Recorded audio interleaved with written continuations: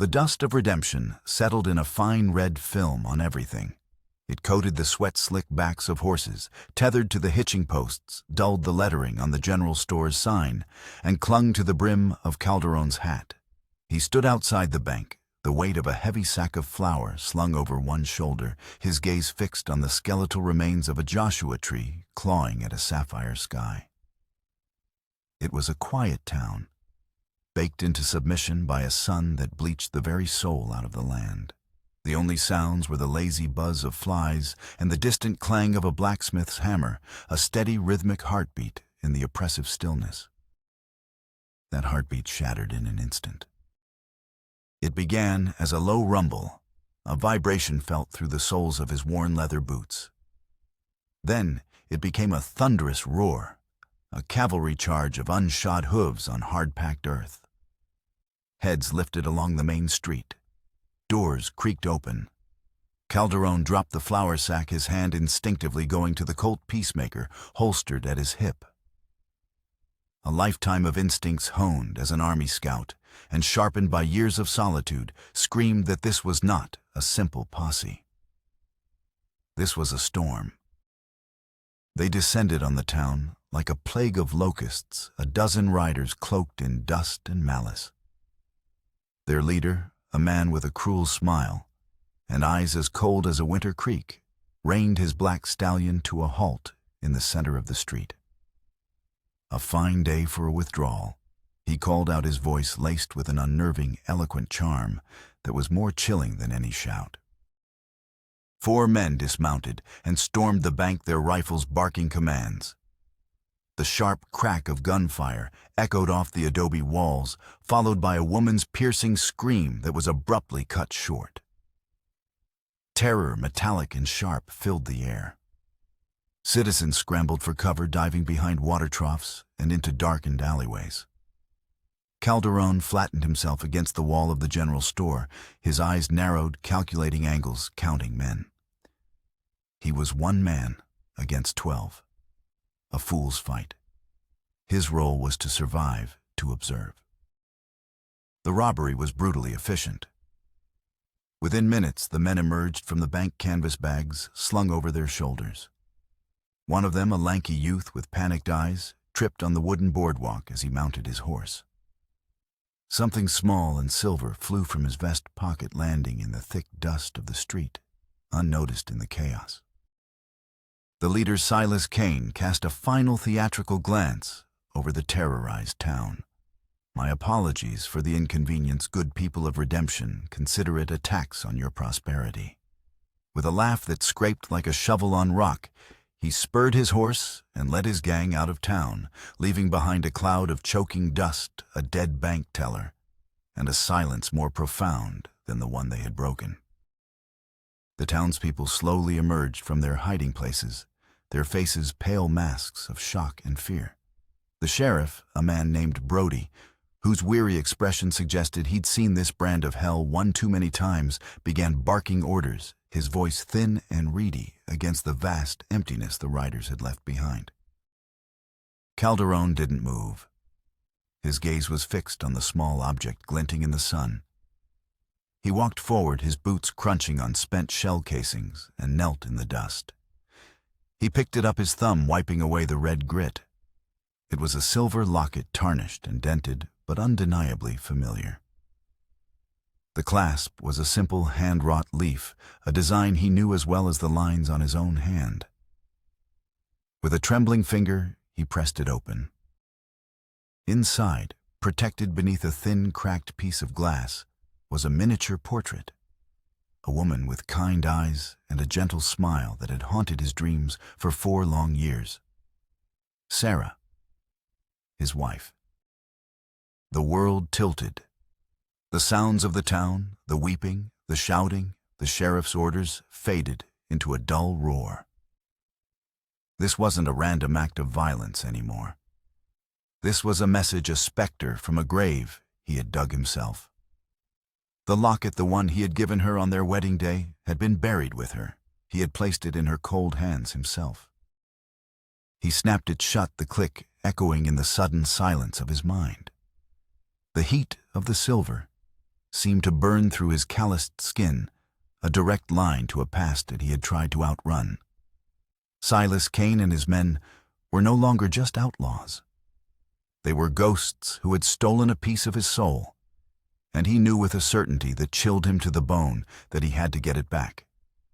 The fragile peace he had built on his isolated patch of land had just been declared a war zone. The 2-hour ride back to his ranch was a blur of red sand glowing like embers and the stark skeletal silhouettes of mesquite trees against the setting sun. The locket was a leaden weight in his pocket, each jostle of the horse a reminder of the impossible truth it held. How could it be here? How could it have fallen from the pocket of a common bank robber? The questions circled in his mind like vultures over a fresh kill tearing at the edges of his sanity. He reached his 60 acres of grass and scrub as twilight bled purple and orange across the horizon. The one-room cabin stood dark and silent, a lonely sentinel against the encroaching night. For 4 years this solitude had been his shield. Now it felt like a cage. The quiet he had once craved was filled with the ghost of Sarah's smile and the echo of Silas Kane's cruel laughter. He unsaddled his horse, the familiar motions of the chore, doing little to calm the storm inside him.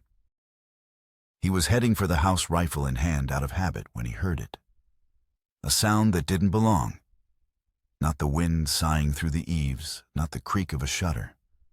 A knock, soft, hesitant, and entirely out of place in his fortress of solitude. Calderon froze, his body tensing. His first thought was that Kane's men had followed him, that the locket was not just bait, but a marker. He moved silently to the side of the door, pressing his back against the rough-hewn logs, rifle held ready.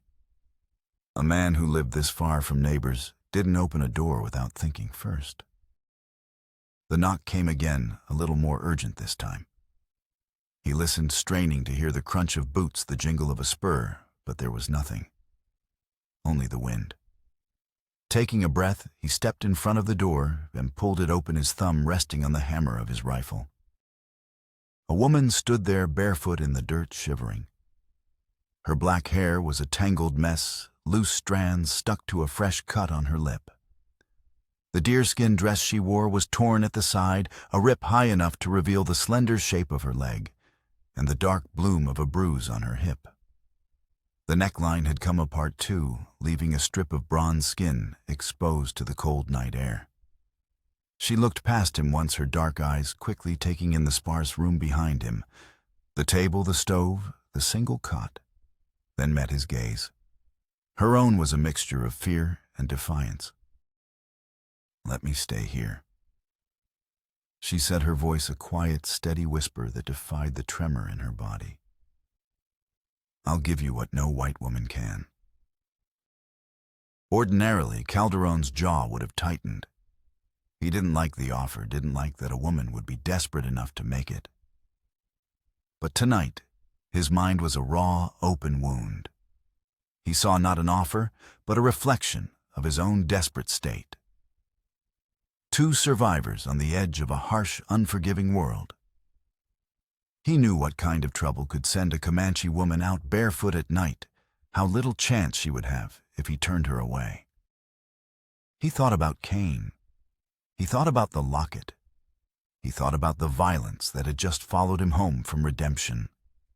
Bringing her in was a risk. It was another life to be responsible for, another vulnerability. But as he looked at her shivering form, at the exhaustion etched into the fine lines of her face, he saw not a burden, but a distraction. A problem he could solve right now, unlike the ghost in his pocket. He moved aside and held the door open, a silent invitation. She stepped inside slowly, cautiously, glancing once over her shoulder into the oppressive dark before he closed the door, the thud of the latch sealing them in together. He had just invited another ghost into his home, but this one was alive, and for now that felt like a crucial distinction. Calderon set his rifle against the wall and moved to the shelf without a word. He filled a bowl with beans from the pot simmering on the stove, sliced a thick piece of salt pork and set it on the table.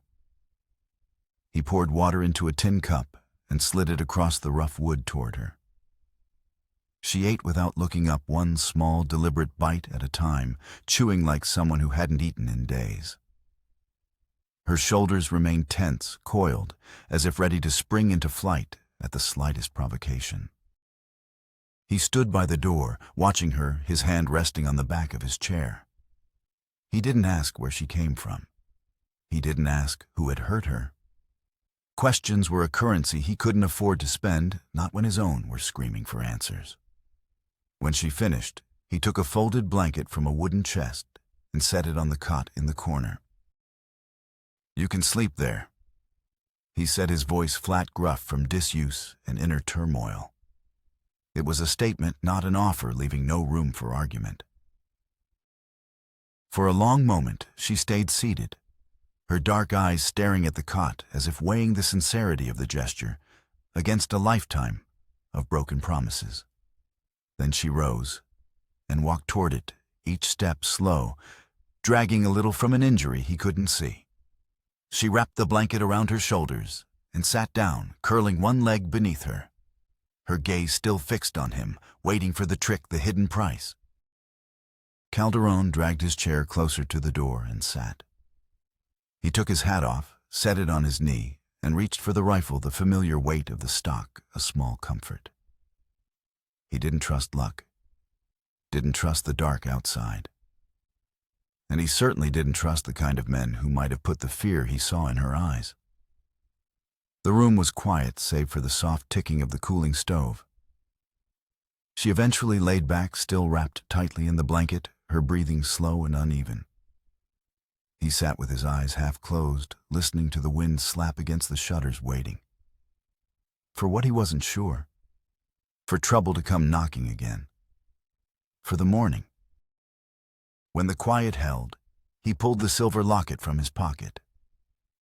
In the dim, flickering light of the dying fire, Sarah's painted smile seemed to mock him. The robbery was the inciting event, the spark. But this woman, this unexpected complication sleeping on his cot, felt like the true start of something else. Her arrival had shattered his isolation just as surely as Cain's bullets had shattered the bank's windows. He had a choice to make, not just about her, but about the ghost in his hand. He could bury it again, along with his questions, and try to reclaim his empty peace. Or he could follow the trail, no matter how cold, and unearth a truth that might destroy him. As he looked from the locket to the sleeping woman, he knew the choice had already been made. He was no longer a man in hiding. He was a man with a hunt. Morning came without sound, a pale gray light filtering through the grimy window pane.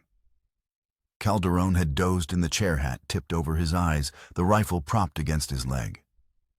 His neck ached, a dull throb that mirrored the one in his head.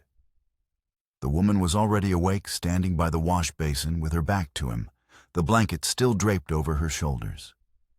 The torn deerskin dress clung to her thin frame, revealing the dark, purple bruise blooming along her hip.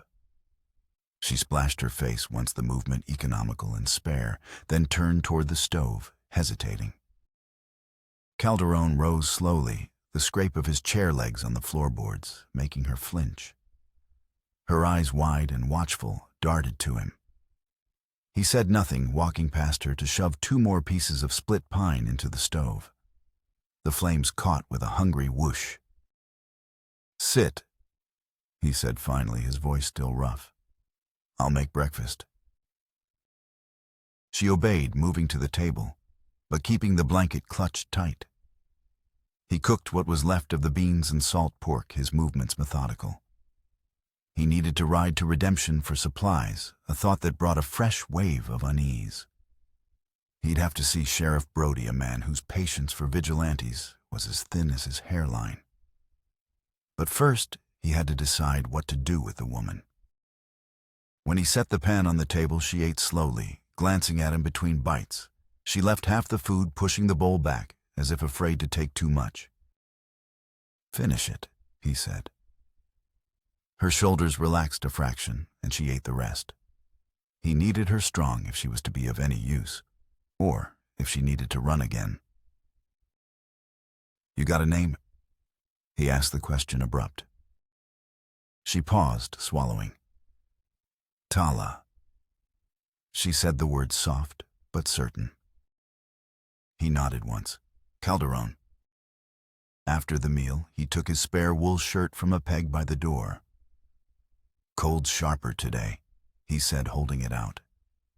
She hesitated, then took it, pulling it over her head. It swamped her, the hem reaching her knees. He handed her a length of leather cord, and she tied it around her waist, fashioning a belt.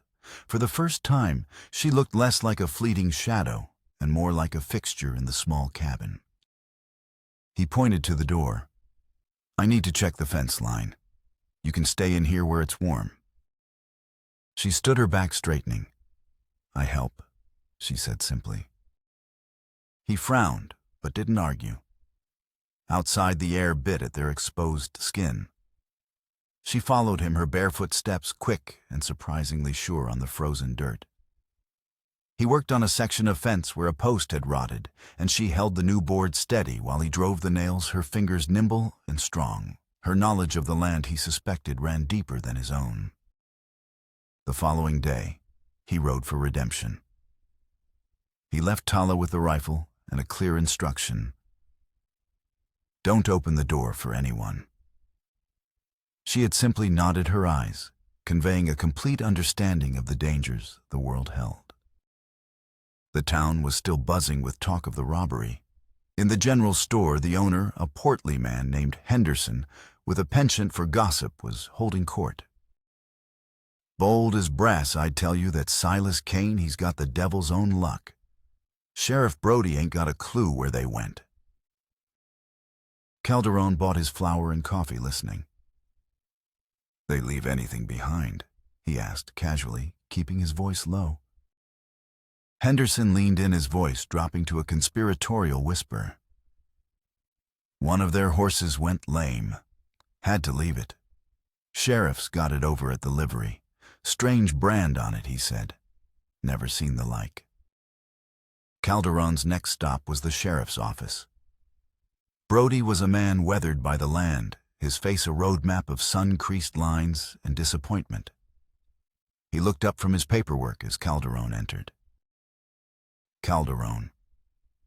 He grunted. "Don't tell me you've come to offer your services. I've got enough amateurs playing lawman." "Just heard you had a horse," Calderon said, ignoring the jibe. Brody sighed, running a hand over his balding head. "A horse, that's all I've got. And a dead teller. Kane's gang vanished like smoke. Headed south, most likely toward the territories. Forget it, Calderon. It's not your fight." "What was the brand?" The sheriff's eyes narrowed. "Why the sudden interest? This isn't like you." "Just curious." Brody stared at him for a long moment, then shrugged, defeated. "It's a snake eating its own tail. Called an Ouroboros, the blacksmith told me. Some fancy symbol. Belongs to a smithy over in Black Creek, crossing a man named Elias Thorne. Corrupt as a $2 politician, but he does fine ironwork." Brody leaned forward, his voice a low warning. "Listen to me. You go poking around men like Thorne, you'll get bit. Let the law handle it." Calderon nodded, but the words were empty. The law wasn't going to find the truth behind Sarah's locket. He left the office with the name Elias Thorne echoing in his mind. The first thread. When he returned to the ranch, he found Tala by the creek, her bare feet submerged in the icy water. She was weaving a small net from strands of fibrous bark, her movements fluid and practiced. She looked up as he approached, a flicker of relief in her eyes. That night, as he sat cleaning his rifle, the locket on the table between them, he found himself speaking. "I was a scout for the army. Before that, a husband." He hadn't spoken of Sarah to another soul in 4 years. The men who robbed the bank? One of them had this. He pushed the locket toward her. Tala picked it up, her touch gentle. She opened it and studied the portrait. She was beautiful, she said softly. The land took her. Cholera, he said the word like acid on his tongue. In Laramie, a lifetime ago. The truth was, this wasn't just about the locket. It was about the desecration of a memory he had sealed away. Kane's gang hadn't just robbed a bank. They had robbed his wife's grave. Over the next few days, a strange partnership formed. He taught her to shoot the rifle, and her aim was unnervingly steady. In return, she showed him things about the land he had never noticed as a scout. How to read the subtle shifts in the wind, how to find water by watching the flight of a hawk, how to make a poultice from yucca root for a swollen joint. Her dialogue, once hesitant, became more confident as she spoke of the things she knew. Her knowledge was her strength. The first warning came a week later. He woke to find the fence along the north pasture cut clean through his cattle scattered across the open range. It took him a full day to round them up. There was no note, no message, just the quiet, menacing statement. We know where you live. The second warning was more direct. He found his well poisoned the water, tainted with a foul, oily substance that killed the surrounding grass. He and Tala had to haul water from the creek, a back-breaking task that left them exhausted and on edge. The sanctuary was breached. They are watching, Tala said one evening, her eyes scanning the dark horizon. They do not want you looking for them. I have to, Calderon said, his jaw tight. I need to know how they got it. Her gaze fell to the locket on the table. This is more than a piece of silver to you. It is a ghost. It's all I have left of her. He admitted the words raw and quiet. Tala's hand covered his. Then we will find the answers, she said. The word we hung in the air, a bond forged in shared danger. She had begun to track with him, pointing out a broken twig here, a scuffed stone, their signs he had missed. Her eyes saw the land not as a map of lines and coordinates, but as a living story. She was becoming indispensable. He knew his next step was Black Creek Crossing and the corrupt blacksmith Elias Thorne. It was a 2-day ride and a hornet's nest he had been warned not to kick.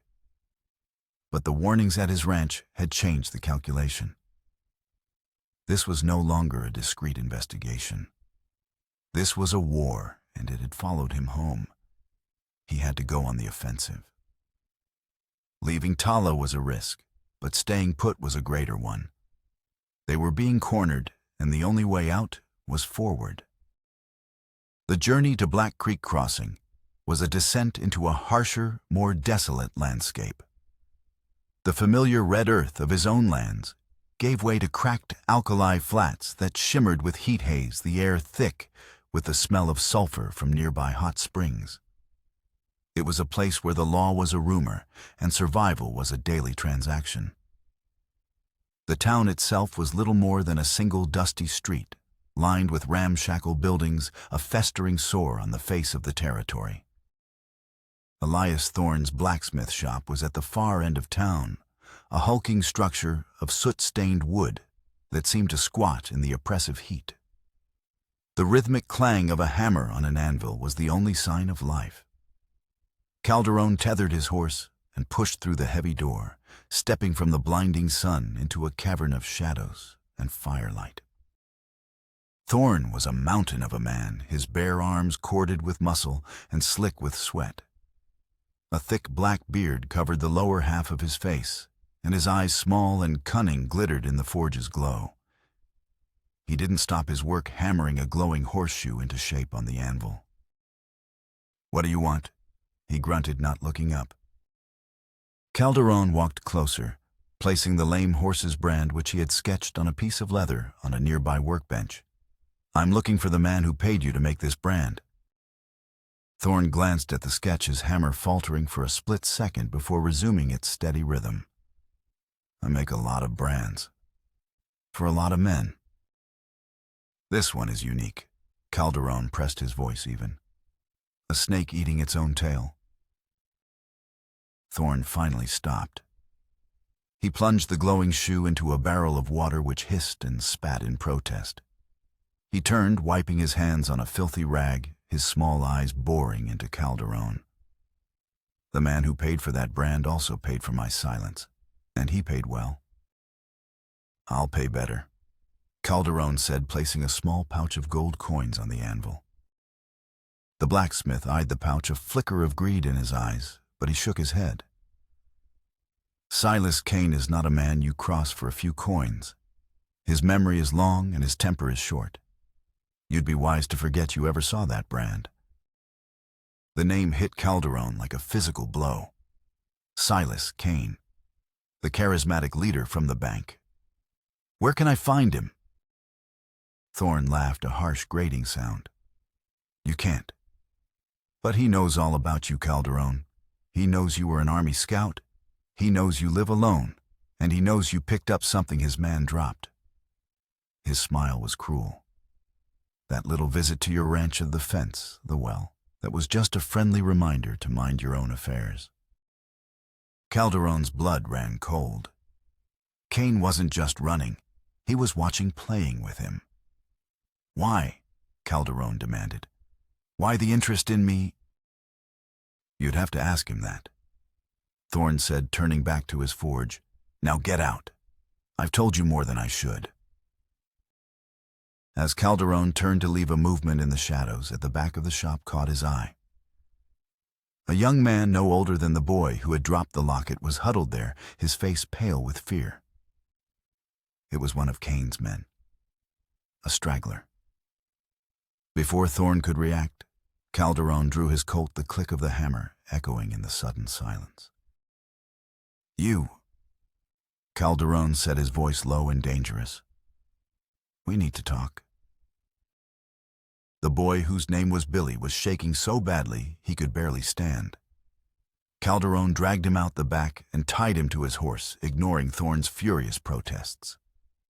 He rode out of Black Creek Crossing and didn't stop until he was miles away, deep in a rocky canyon where their voices wouldn't carry.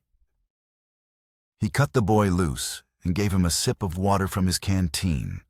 Billy drank greedily, his eyes darting around as if expecting the rest of the gang to appear from behind the rocks. "Why is Kane interested in me?"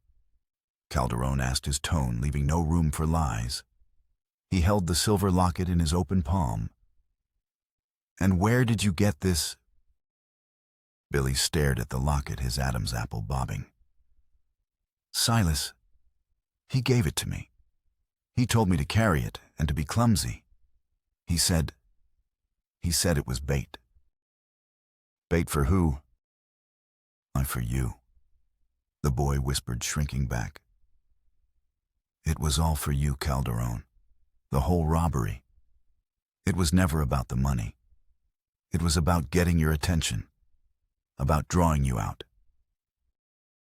Calderon felt a knot of dread tighten in his stomach. The elaborate, violent robbery, the dead teller, all a performance staged for his benefit. It made no sense. "Why, I don't know Silas Kane." Billy shook his head, tears welling in his eyes. "You do. You just don't know you do." He took a ragged breath, the words tumbling out in a desperate rush. "Silas Kane. His real name is Silas Blackwood. Sarah Blackwood was his sister." The world seemed to stop. The canyon walls wavered, the sun-bleached rock dissolving before his eyes. Sarah had mentioned a brother once years ago. A wild, estranged brother who had disowned her for marrying a soldier, a man he called a government dog. She'd spoken of him with a deep sadness, a family wound that had never healed. "He blames you." Billy continued, his voice barely audible. For everything. For her death. That's insane. Calderon breathed the words hollow. It was cholera, an outbreak. He doesn't see it that way. You were a scout. You came back to Laramie from the territories just before the sickness started. He's got it in his head that you brought it with you, that you gave it to her. He says you killed her as sure as if you'd put a bullet in her heart. The revelation was a physical shock, knocking the air from his lungs. This wasn't a quest for justice. It was a vendetta, a twisted, grief-fueled campaign of revenge orchestrated by the brother of the woman he had loved and lost. The locket wasn't a clue. It was an invitation. The attacks on his ranch weren't warnings to stay away. They were prods to keep him coming. Silas Kane didn't want him dead, not yet. He wanted him broken. He wanted to strip away the peace Calderon had so carefully constructed to force him to confront the guilt and tragedy he had tried to bury. Calderon looked down at the locket in his hand. The smiling face of his wife now seemed entangled with the sneering, charismatic face of her brother. The past was no longer a memory. It was an active, malevolent force that had finally hunted him down. He had thought he was the hunter, but he had been the prey all along. He had walked right into the trap Silas had so meticulously set for him. And now he realized with a chilling certainty the trap was about to spring. The next move wouldn't be against his fence or his well. It would be against the one thing he had, in his foolishness, allowed himself to care about again. It would be against Tala. A cold, primal fear seized Calderon, a terror more potent than any he had felt on a battlefield. He left Billy tied up for whatever justice the territory might offer, and spurred his horse into a desperate, lung-bursting gallop. He rode through the night, the moon a ghostly eye in the dark sky, his mind consumed with a single frantic thought. He had to get back to the ranch. He had to get back to Tala. The horse was lathered and near collapse when he finally crested the last rise overlooking his property. The cabin was dark. No smoke curled from the chimney. The silence that greeted him was not the peaceful quiet of his isolated homestead, but the dead, hollow silence of a tomb. He dismounted, his rifle in his hand, his heart pounding a frantic rhythm against his ribs. The front door hung ajar, splintered near the latch. He pushed it open and stepped inside. The room was a wreck. The table was overturned, crockery shattered on the floor. The cot was slashed, its stuffing pulled out like entrails. And on the floor near the cold stove lay the wool shirt he had given Tala, torn and trampled in the dirt. Beside it was a single perfect hawk feather, tied with a leather thong, a marker, a message she had left for him. A sign. Silas had been here. He had taken her. The rage that filled Calderon was a white-hot, clarifying fire. The guilt, the confusion, the grief, it all burned away, leaving only a core of cold, hard purpose. This was no longer about a ghost from the past or a twisted family feud. This was about the future. This was about rescuing the woman who had sought sanctuary in his home and had in turn saved him from his own solitude. Silas Kane had wanted to draw him out. He had wanted a confrontation. Now he was going to get one. Calderon was done being the prey. He picked up the hawk feather, its edges soft against his calloused fingers. Tala was smart, resilient. She would leave him a trail. And he, the best scout the army had ever had, would follow it. He would use every skill he possessed, not for revenge, but for rescue. He walked out of his desecrated home and into the pale light of dawn, his face a mask of grim determination. The hunt had begun again, but this time he knew exactly who he was hunting and why. The stakes had been raised from memory and silver to flesh and blood. Calderon began the hunt at first light. The hawk feather was the first breadcrumb on a trail of subtle signs only he and Tala would understand. She was leaving him a path woven into the very fabric of the wilderness. He found a small stack of 3 stones by the creek bed, an old scout signal for danger ahead. Further on, a branch on a cottonwood tree was deliberately broken, pointing southeast toward the treacherous badlands known as the Devil's Anvil. It was a place where lawmen feared to tread a maze of canyons and abandoned mining camps. A perfect hideout. As he rode, the full weight of his folly pressed down on him. He had brought this danger to her. By pursuing the locket, by letting Silas Kane's ghost into his life, he had made his home a target and Tala a pawn in a game she never asked to join. The guilt was a physical thing, a burning coal in his gut. But guilt was a luxury he couldn't afford. It had to be forged into fuel. He pushed himself and his horse relentlessly, the unforgiving sun beating down on him. The landscape grew more hostile, the red earth giving way to jagged rock formations that tore at his horse's hooves. He moved with a predator's focus, his senses alive. The smell of dust and sage, the distant cry of an eagle, the way the shadows stretched and warped in the late afternoon light. Every detail was a piece of the puzzle. He found the next sign near an old watering hole, a strip of deerskin from her dress deliberately snagged on a thorn bush. It confirmed her path and whispered that she was still fighting, still thinking. The knowledge bolstered his resolve. She was not a helpless victim. She was his partner even in captivity. By the second day, the dust began to gather on the horizon. A storm was brewing. A slow-moving, malevolent wall of sand and grit. It would make tracking impossible, but it could also provide cover. He had to reach them before it hit. He finally saw it late in the afternoon, a thin plume of smoke rising from a narrow box canyon. The entrance to the canyon was a bottleneck easily defended.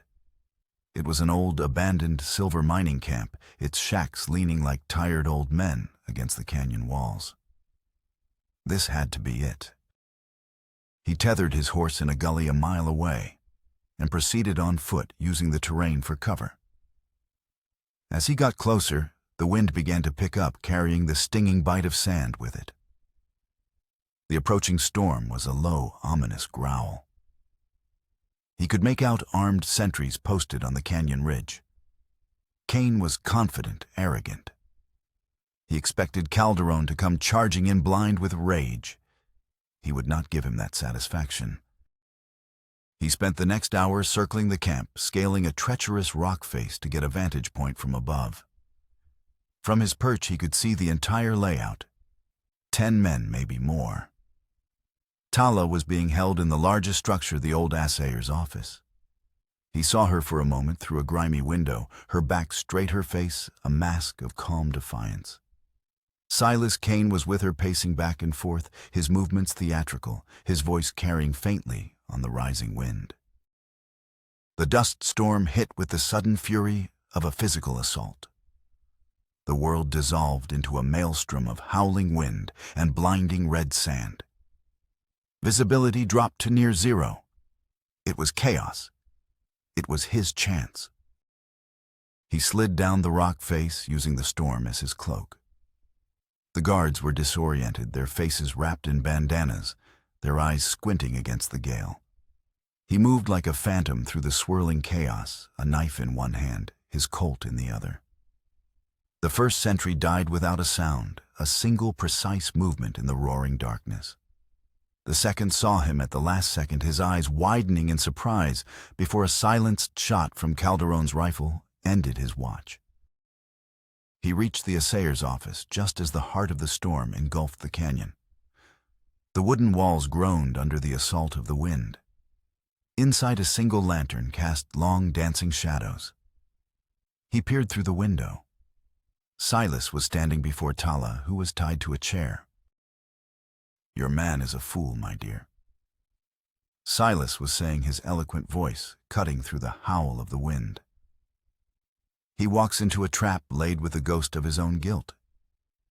Did he ever tell you how he killed my sister, how he brought a plague into our home and watched her wither away? He told me he loved her. Tala's voice was quiet but unshakable. And that he mourns her. You do not mourn. You poison everything you touch with your hate. Silas slapped her, the sound a sharp crack in the storm symphony. Calderon's hand tightened on his pistol. He kicked the door in. It flew off its hinges, crashing to the floor. For a heartbeat, the scene was frozen. Silas spun around, his charismatic smile replaced by a snarl of pure venom. Tala's eyes widened, not with fear, but with a fierce burning hope. Calderon. Silas spat, drawing his own pistol and pressing it to Tala's temple. Punctual as ever. You've come to face your sins. Let her go, Silas. Calderon's voice was unnervingly calm. This is between you and me. It always has been. She is merely the price of admission. Silas sneered. I wanted you to feel it. The helplessness. To watch someone you care for be taken from you by a force you cannot stop. Just as I watched Sarah die. Sarah died of a sickness, you fool. You can't put a bullet in a disease. Calderon roared, the wind tearing the words from his mouth. You've twisted your grief into a weapon and aimed it at the whole world. As they stood locked in their standoff, the storm raging around them, Tala began to speak. Her words were soft-spoken in her native tongue, a language Silas wouldn't understand.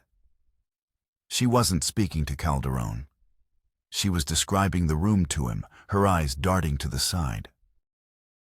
Nox and 2 of his men are behind the door to your left.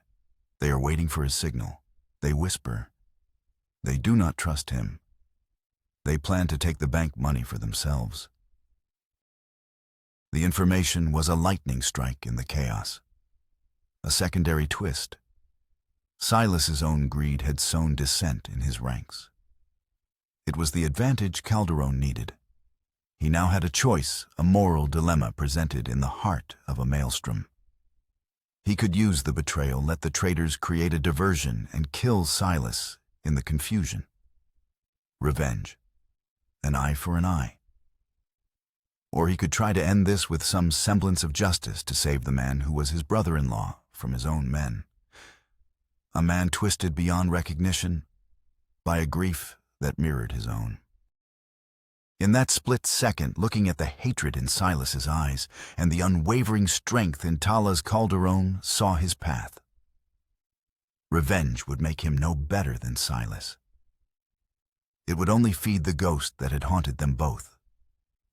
He had to choose something else. They're going to kill you, Silas. Calderon said, his voice dropping, his eyes flicking toward the side door. Your men. They want the money. They're waiting for you to make a move. Silas's eyes widened with a flicker of doubt. It was all Calderon needed. He fired not at Silas, but at the lantern hanging from the ceiling. It exploded, plunging the room into absolute darkness, save for the fleeting, ghostly light from the storm outside. In the disorienting blackness, Calderon moved. He shoved the table toward the side door, creating a barricade just as it burst open. The traitors fired blindly into the room. Silas, momentarily forgotten by his own men, shoved Tala to the floor and fired back. The room became a hell of splintering wood and muzzle flashes. Calderon used the chaos to get to Tala, cutting her bonds with his knife. "Get down," he yelled, pulling her behind the heavy assayer's desk. The shootout was brief and brutal. When it was over, Silas's 2 treacherous men lay dead. Silas himself stood panting, his arm, bleeding, his gun empty. He looked at Calderon, his face a mask of confusion and rage. You saved me. I'm not saving you. Calderon said, his own pistol now aimed squarely at Silas's chest. "I'm ending this, the right way." He didn't pull the trigger. He walked forward and struck Silas hard across the jaw with the barrel of his gun. The man crumpled to the floor unconscious. Justice, not vengeance. It was the choice Sarah would have wanted him to make. He stood over the body of his wife's brother, the storm outside beginning to subside, the silence in the room deafening. He had faced the ghost and won not by destroying it, but by refusing to become it. The journey back to redemption was slow and arduous. Calderon had Silas Kane slung over his horse, securely bound. Tala rode beside him, her face bruised, but her spirit unbroken. The dust storm had passed, leaving the air washed clean, and the sky a brilliant, aching blue. They didn't speak much. The shared ordeal had created a bond that transcended words. They had faced the worst together and survived. When they rode into town, a crowd gathered. Sheriff Brody emerged from his office, his face a mixture of disbelief and grudging respect. "Calderon," he said, shaking his head slowly. "I'll be damned. You actually did it." "He's all yours, Sheriff," Calderon said, cutting Silas loose and shoving him toward the lawman. "His men are finished. The money from the bank is in his saddlebags." As Brody and his deputy hauled the notorious Silas Kane to a cell, Calderon turned to Tala. He gently touched the bruise on her cheek. "Let's go home," he said. The word hung in the air between them, heavy with new meaning. Home. It was no longer just his cabin. It was theirs. Back at the ranch, the devastation greeted them like an open wound. The cabin was a wreck, a violent reminder of what they had lost and what they had almost lost. For the rest of the day, they worked in silence, cleaning up the mess. They righted the table, swept up the shattered crockery, and repaired the broken door. Each action was a small act of reclamation, of rebuilding their sanctuary. That evening, as they sat before the fire, tending to their wounds, the silence was finally broken. For the first time they talked. Calderon spoke of Sarah, of his guilt over the cholera, not as a sickness he had caused, but as a tragedy he had been powerless to prevent. He spoke of the years of self-imposed exile, of his fear of letting anyone close again. Tala, in turn, spoke of her life before she arrived at his door. Of a tribe scattered by soldiers of a brutal man she had been forced to serve, and of her desperate escape into the night.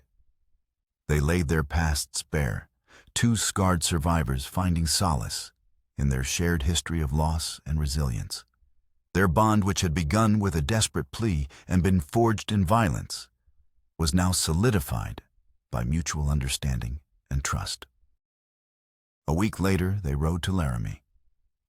They found the small windswept cemetery where Sarah was buried. The wooden headstone was weathered and worn, the name almost illegible. Calderon knelt in the dry grass. He took out the silver locket, its surface now polished clean. For a long moment, he held it, the last physical piece of his old life.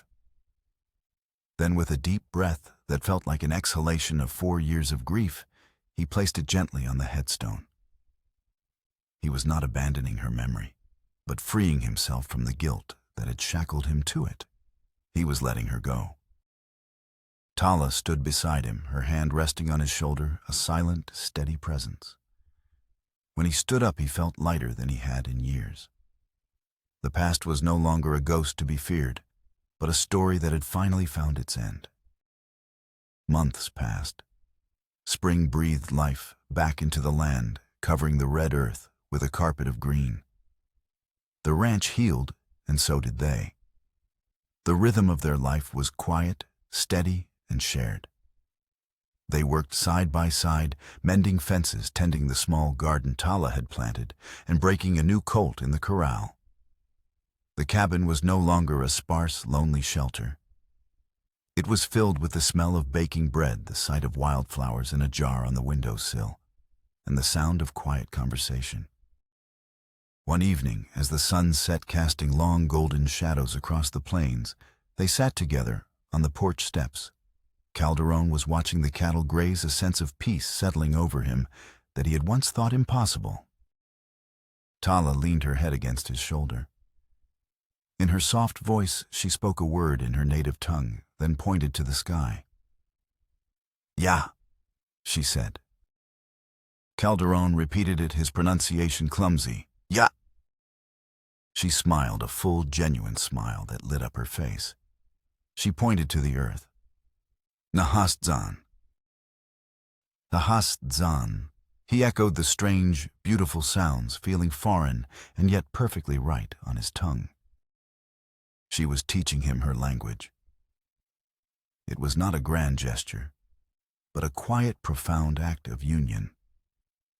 It was the merging of their two worlds and the creation of a new shared life, built not on what they had lost, but on what they had found in each other. He was no longer just a man surviving on a lonely patch of land, and she was no longer a desperate woman seeking shelter. They were partners building a future, one day, one word at a time. The ranch was no longer a refuge from the world, but their corner of it, a place where two broken souls had pieced themselves together and become whole.